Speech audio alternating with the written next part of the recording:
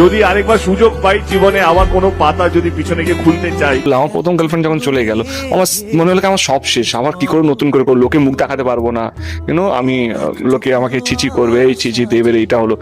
But কিছুদিন ধরে social মিডিয়ায় গুঞ্জন চলছে দেব শুভশ্রী প্রেম করছেন, আর সেই গুঞ্জনেই যেন ঘি ঢাললেন শুভশ্রী। শুভশ্রী কিছুক্ষণ আগে দেবকে নিয়ে মনে হয় একটি গল্প রচনা করলেন। একসাথে ডেশু 7 করছেন দেব শুভশ্রী। শুভশ্রী বলেন, পরিচালক হিসেবে তোমার দিকে আমি তাকিয়ে থেকেছি, তোমার নতুন একটা রূপ দেখে আমি অবাক হয়েছি।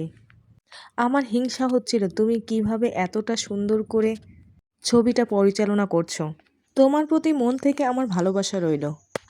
তবে শুভশ্রী এই কথাগুলো কেউই সহজভাবে নিতে পারছে না, কারণ শুভশ্রীর স্বামী রাজ চক্রবর্তী নিজে একজন পরিচালক, সেইখানে শুভশ্রী তার প্রশংসা না করে দেবের প্রশংসা করছেন, বারবার মনে করিয়ে দিচ্ছেন তাদের পুরনো ভালোবাসার স্মৃতি। তো আমাকে নিয়ে বলেছে বলে আমাকেও বলতে হবে সেটা নয়। I think it's fine, it will be absolutely fine. ধূমকেতু আমি সাপোর্ট করবো না, আমি সাপোর্ট না করার কে?